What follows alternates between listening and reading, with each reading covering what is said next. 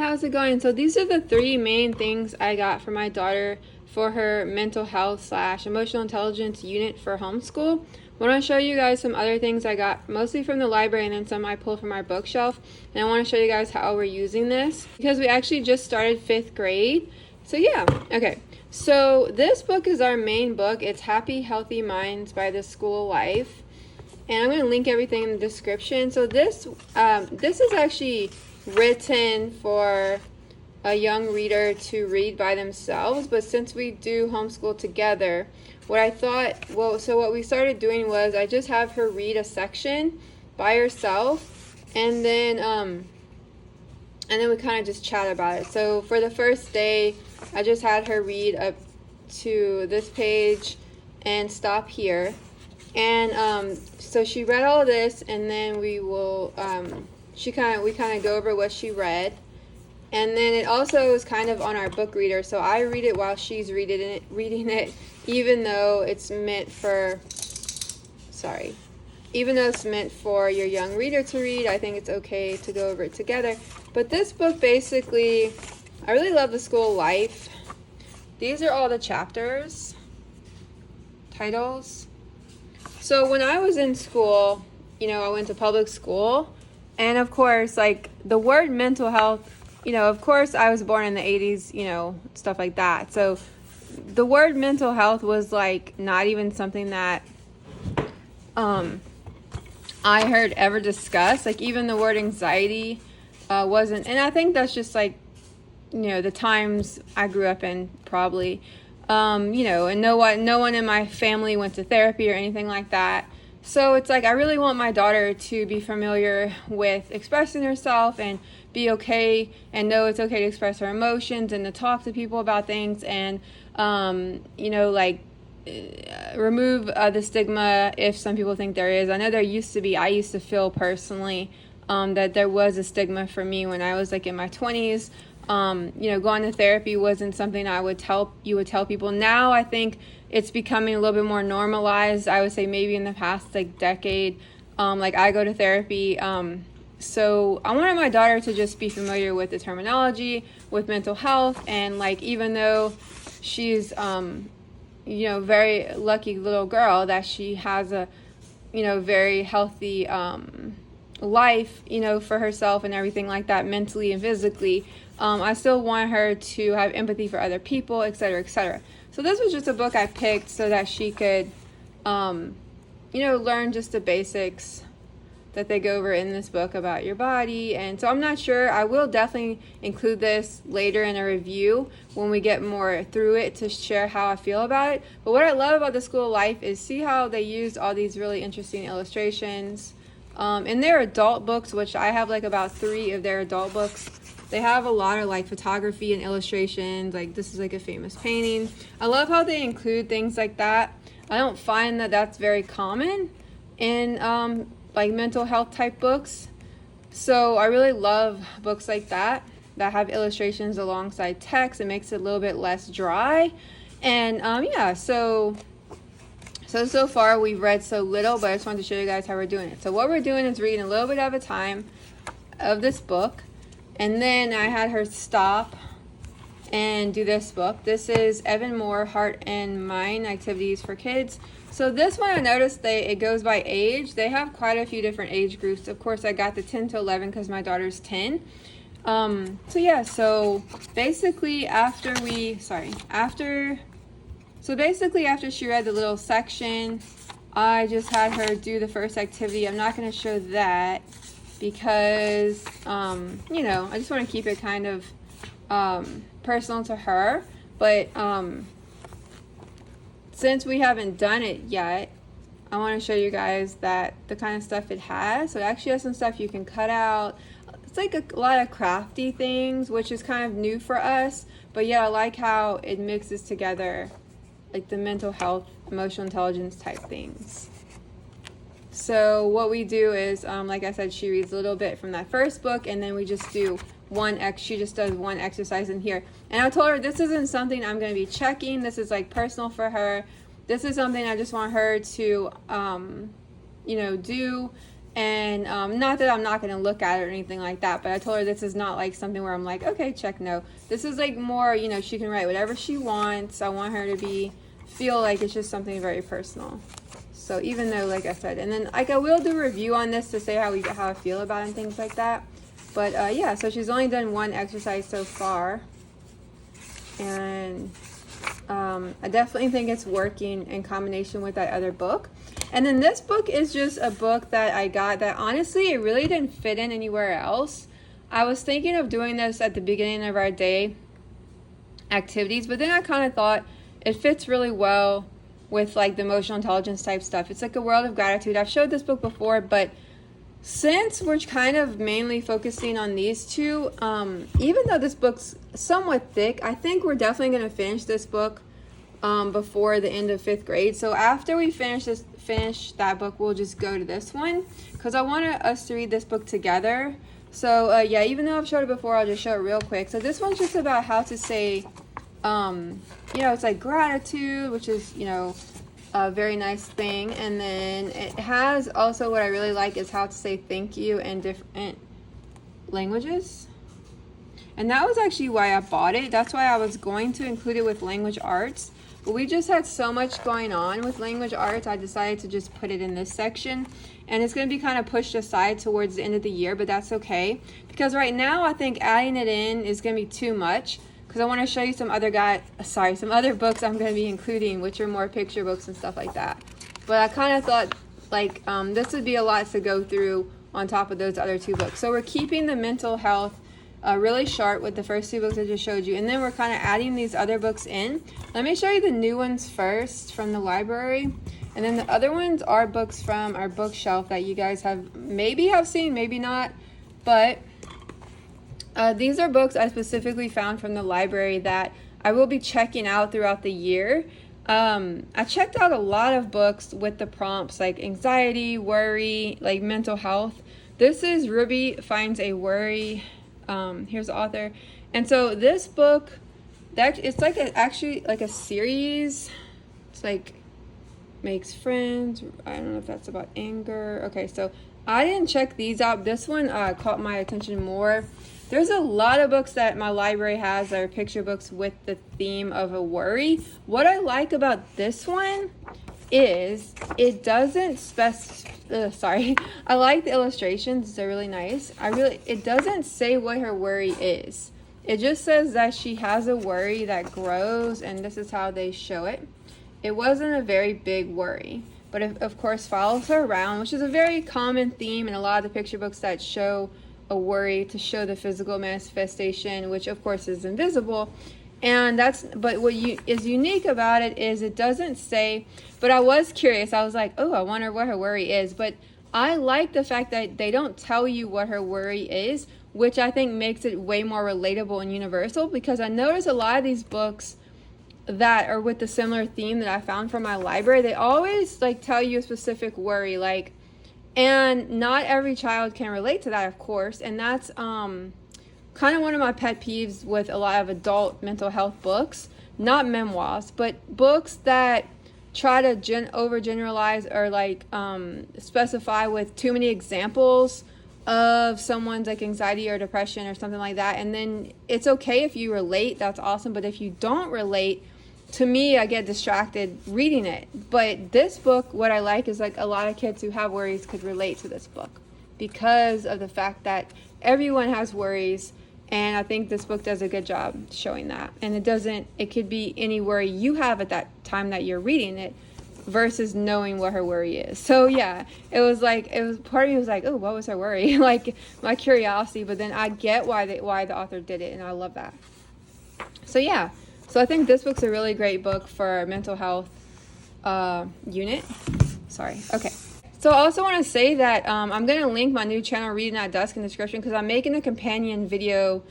If you guys are interested in mental health books for yourselves, I am making a companion video which will be mental health books for adults, but that will be on my adult channel. Okay, so this is Leaf in the Fall, Allison Sweet Grant and Adam Grant. So this book, and illustrated by Mary Lee Lydiard. Okay, this book I checked out from the library a while ago, But I always, every time I see it in my, I bookmarked it, I'm like, maybe I should buy this book. I really, really, really love this book. So it fits in the mental health unit because this, you could say fear and worry, anxiety, same thing. This leaf does not want to fall. This is such a good concept. I really think I might end up buying this book eventually. So this leaf does not want to fall. Leaf is a leaf, a worried leaf. It's autumn and leaf is afraid to fall. Yeah, like, and then all the other leaves are really like, not all of them. One of them's really kind to leaf. And they're very compassionate towards the fact that of his fears.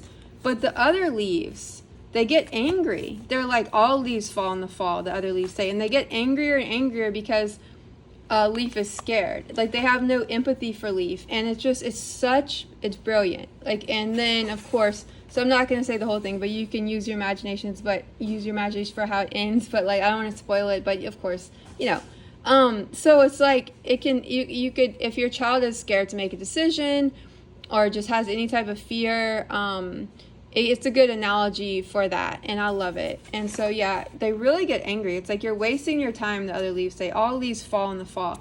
And it's like their faces and their expressions get angrier and angrier because they can't relate to the fear that he has, or she, Leaf, has about falling. And that's very common, I've found, with people, because I have an anxiety disorder. And I find that if you don't have an anxiety disorder, some people that aren't empathetic, they don't relate at all, and they don't have sympathy or empathy, and it's very hard, and to talk to people about it sometimes. So I really love this book, and the Leaf tries to come up with like ways to prevent himself from falling and things like that. It's just awesome, and the fear of falling, but it's like okay.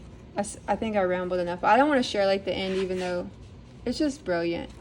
Even though you can pretty much guess the end, but yeah. Okay. Love it. Sorry. Okay, and so this next one I've showed a lot, but I'm going to show it again because I think it's just that much, very much important. This is Why Do We Cry? And this is, let's see, forgot her name. It's covered. Fran Pindera? I'm not sure how to pronounce her name. And then Anna Cinder is the illustrator. Okay, this is another one that I have on my Amazon wish list that I do want to purchase. And she has a new book, which I believe, I think it actually has something to do with anxiety or fear. I'm sorry, I forgot the name of it, but if you look up this name, you'll find it. I have that one on my wish list also. I believe it just came out. My library doesn't have it yet. If it's out yet, I'm going to request it. But yeah, so I don't have it now, of course. I don't even know if it's out, but I did read about it.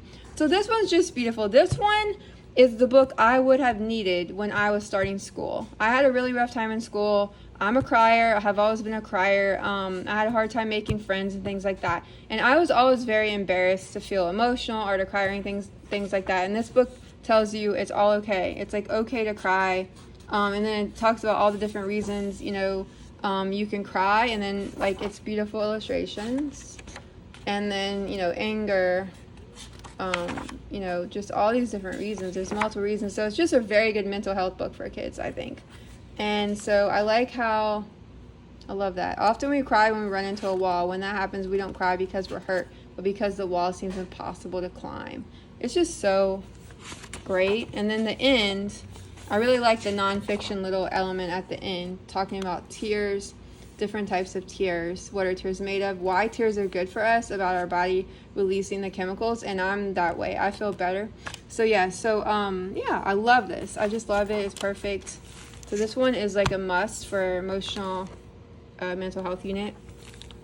And then this one is a little bit different because I think this one, you don't have to have the same experience to read this book. Of course, that's why, books are so great, right? We can read the shared experiences of others. So this book is about grief and about moving on, trying to like courage, I guess, like courage with your emotions to move on after grief. So this is a rough patch, and the main character is a fox. And so I don't want to give anything. Let's see what it says. Oh yeah, so let's see. Okay, so yeah, it says it in the thing. So basically, the fox and his dog do everything together, and then the dog dies. So, you know, it's about moving on in your own way, I guess, like in your own time, and then just like dealing with grief. So I think, of course, after the loss of a pet, or even a person, maybe, I'm not sure. But I think it's just great to read just in general, like to see how other people, even though they're book characters, deal with things. And that's the power of books with emotions. And that's why I read, you know, to connect with other people's emotions and learn about other humans and relate and feel empathy and things like that. So yeah, this book is brilliant for dealing with grief.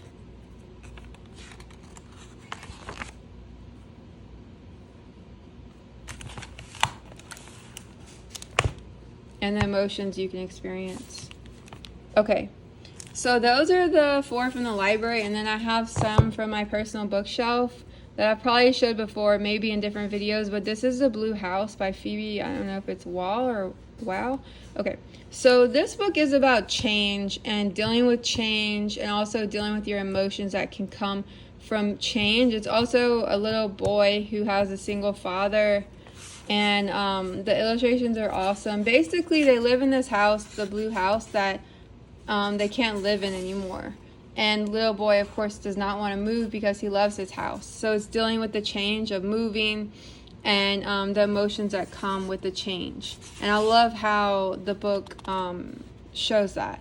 So this one, you know, could be read by anyone. You don't have to move, but I think it can be relatable to anything in life with change. And you could talk about it after. That's what I plan on doing. So a lot of these books I'm pulling out for us to specifically read together during our mental health unit. So yeah, so that's what that one's about.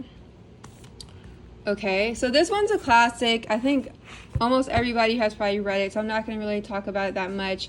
But I think this one for sure is something I personally like to reread at least once a year, and I think it's very nice to talk about, you know, about greed and like being appreciative and, you know, gratitude and things like that. So The Given Tree. If you haven't read this book, please read it. Go check it out from your library. It is phenomenal. All about taking and not giving, you know, and like it's just not nice. Yeah. So The Giving Tree. The tree gave and gave and gave until he couldn't give anymore. And selfishness. So I think this book fits really well in that unit. Okay, this one's a graphic novel, so it's kind of different. I have a few more picture books, but this one is Guts by Raina Telgemeier. But yeah, so this one is great for anxiety and things like that. I bookmarked a few things to show you guys. Basically, it's about, I think it's like autobiographical that the author wrote about like her childhood. So basically, she has anxiety and she is diagnosed with IBS. And I like how it, you know, talks about that. And like it also normalizes going to therapy. It's like, hi Raina, I'm Lauren, I'm going to be your therapist. So she goes to therapy, and just like the anxiety of just like going to therapy, it's all about you. I want to make sure you feel comfortable. I love that. Very relatable, especially the first time you go, and even every time you go possibly. And I love that, how, you know, she shows that aspect of being nervous. And then a lot of stuff going on with her upset stomach. That's why it's called Guts. And then she learns, you know, that her stomach, of course, is more upset when she's feeling anxious. And it's like she goes to the doctor and things like that. And then the doctor tells her that her diagnosis is IBS. And upset stomach with no discernible cause. And it tends to come and go. And, like, of course, she's like, don't stress out too much. Yeah, easier said than done. And see, they're laughing. It's funny too. And so my daughter already read it, but I think I might have her read it again because graphic novels are a pretty short read. And yeah, and I love how in the back, see, this is like the little bio section. She talks about her anxiety and different therapies she's done as an adult. and then all the things she was treated for. And then she's like, I've learned to accept there's nothing medically wrong with my stomach. I just have a sensitive system. Must be careful about what I eat. My anxiety also affects how my body feels. So I think this book is really important. Okay, so then the last three are really beautiful. I think I've shared these in probably like my most beautiful picture books, but I'm sharing them again because in this video because I think that they relate. This is A Fox and the Star by Cora Lee Bickford Smith. This is beautiful. Even this cover, the hardback, even it's like cloth.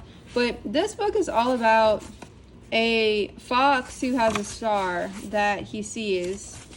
Look at the illustrations. And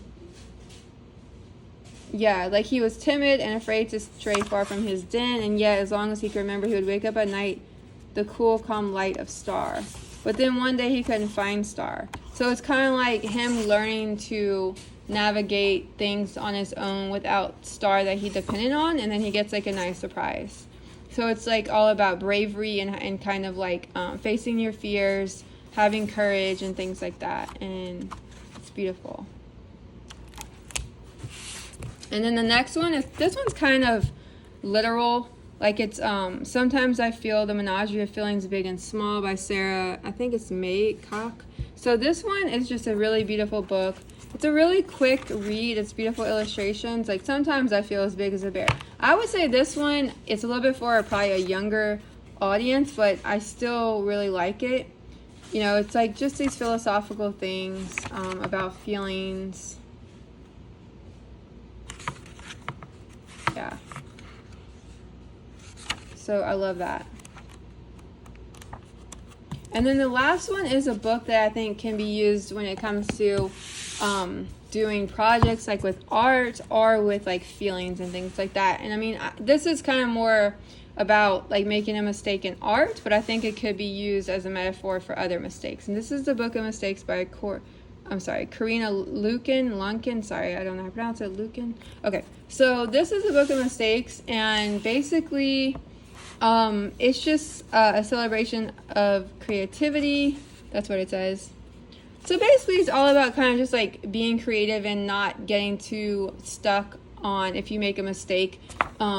Like it started, and then it's like she makes a mistake with her art, and then she just keeps developing, like using making the other eye even bigger was another mistake. So it's like she's taking advantage, instead of like ripping apart the drawing and getting rid of it, she's like you know, being okay with her mistakes. Like, I hope you guys found something that you liked, and thanks so much for watching. Take care.